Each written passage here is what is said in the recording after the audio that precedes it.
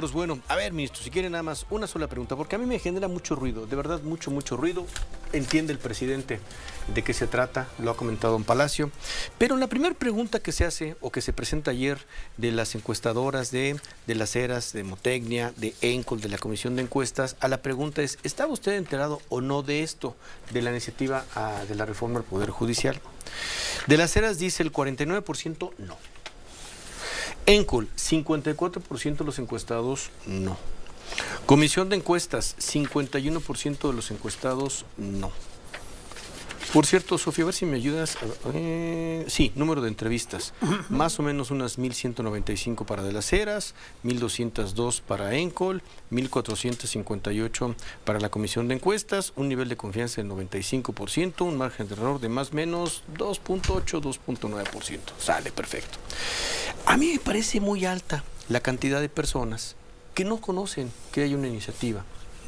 Y a partir entonces del resto, entonces vienen números altísimos, ¿no? Porque son ya números altísimos. Pero de entrada, yo sí como que digo, levantamos la ceja, como digo, pues entonces no es así como que el interés nacional que esté plasmado con base en esta discusión, ministro. A ver, yo creo que hay varias cosas que hay que decir antes. Venga. Lo primero es, casi 36 millones de personas votamos por Claudia Sheinbaum, por ella como candidata y por un proyecto. Y en ese proyecto estaba el Plan C. Entonces, estas encuestas son un sondeo adicional, pero realmente la gran encuesta fue el 2 de junio.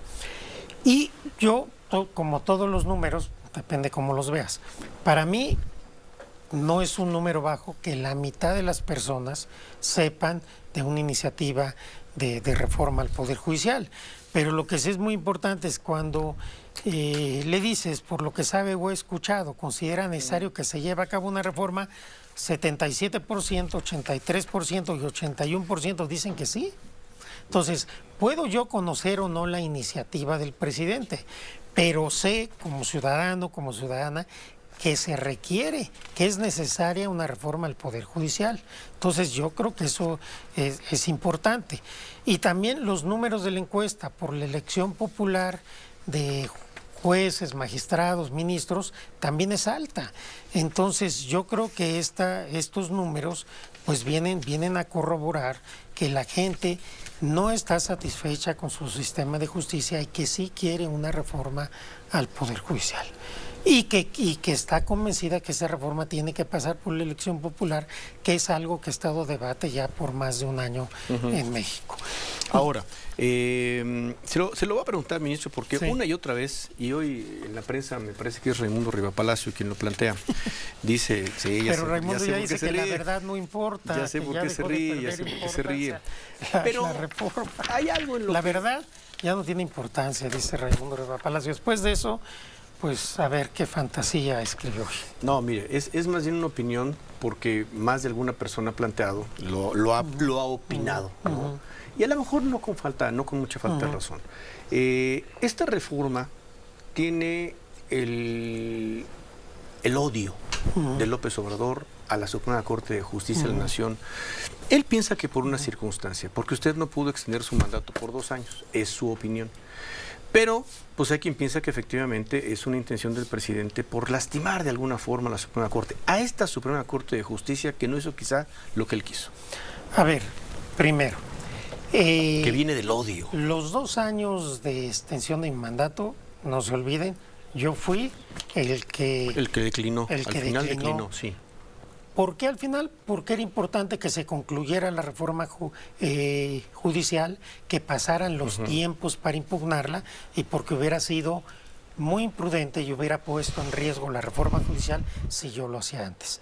2, por eso decía al principio, el presidente López Obrador tenía la idea de una reforma judicial de este tipo, no derivado de lo que ha sucedido con esta Corte, sino él tenía esa idea desde antes, desde su campaña presidencial y desde que él llegó. De alguna forma, con el diálogo, con la confianza, se abrió un espacio para que el Poder Judicial se autorreformara. Y ese fue el esfuerzo que hicimos Cosa que pasó. en mi presidencia. Entonces yo no veo ningún odio del presidente López Obrador me parece una interpretación de las cosas, pues la verdad, muy rupestre.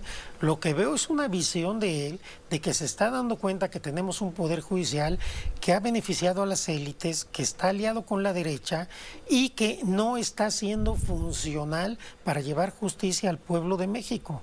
Yo creo que para él es un tema de mucho más fondo, no es un tema voy a cambiar a todo el Poder Judicial o a proponer que se cambie porque me caen mal los ministros. La verdad creo que es no conocer al presidente. Digo, a veces como se expresan los ministros pareciera que efectivamente uno que otro sí le cae mal, pero ese ya es otro. Bueno, otro a ver, le pueden vista, ¿no? caer bien o mal, ese es otro tema, Sí, es otro pero tema, no propone una reforma de este calado A propósito de eso. porque le caigan mal. La propone porque se da cuenta que efectivamente la Corte y el Poder Judicial ha jugado un papel de opositor y de obstáculo a una transformación que la mayoría abrumadora del pueblo de México quiere. Entonces, se busca llegar a un Poder Judicial que sea funcional para que la democracia sirva en el país, protegiendo, por supuesto, los derechos humanos de las minorías. Pero es diferente que haya un Poder Judicial que sea democrático y al mismo tiempo proteja minorías, a un Poder Judicial que se vuelva por sistema un instrumento de las minorías electorales y políticas. En este año y medio, e incluso en parte de que yo fui presidente, la oposición buscó ganar, y muchas veces lo logró, en la Corte lo que perdió en las urnas. Y esto no es correcto en ningún país del mundo. Todos los tribunales del mundo que están incurriendo en este vicio de aliarse a las élites, a las minorías, de ser obstáculo para el desarrollo social votado en las urnas de manera mayoritaria, están generando una crisis de la justicia constitucional en todo el mundo. Yo le pediría a la gente que simplemente descalifica lo que decimos, pues que se pongan a estudiar lo que está pasando en la justicia constitucional en el mundo, que analicen cómo la Corte jugó ese papel político, que lo jugó durante el prianismo a favor de las élites que gobernaban, del PRIAN que co-gobernaba, y ahora lo jugó a favor de los mismos intereses, pero en contra de la mayoría que gobierna. Eso es lo que hay atrás, es decir, son razones políticas, son razones democráticas y son razones que me parece también de peso para buscar una mejor justicia para la gente. Porque ¿qué sucede? A ver, que si la división de poderes, que si la autonomía, que si la independencia, realmente esos valores, esos principios, han servido para que la gente viva mejor, ¿no? Ha sido un reparto de poder entre las élites, ajeno por completo al pueblo de México. Lo que se busca ahora no es tomar al Poder Judicial. A ver, la gente que critica. En Estados Unidos, a nivel local, 43 de 50 estados tienen elección de jueces. ¿Y cómo se eligen los jueces federales en Estados Unidos, incluyendo los de la Suprema Corte?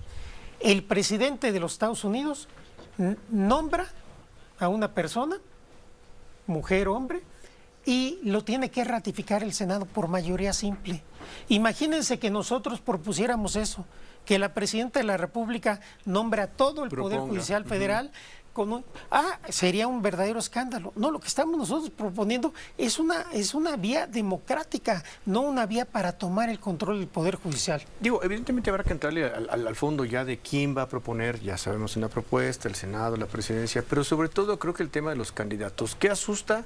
Los candidatos ineptos, los inútiles, los que no saben, los que no están preparados, los de la lista. Aterra, ministro, aterra esto de la famosa lista y de que de repente de la lista salen en Morena y se vuelven senadores y diputados. Eso es lo que aterra, ¿eh? Esto parte de un supuesto de que durante todo este tiempo no se han nombrado ministros o ministras con el mismo vicio. Pero en ese punto creo que lo que aterra es quiénes son los personajes que van a proponer. Déjenos ir a la pausa porque a mí me genera mucha inquietud este asunto. Finalmente usted hizo una reforma judicial, una reforma al Poder Judicial. ¿Dónde está esa reforma, no? Déjenos ir a la pausa y escuchamos comentarios.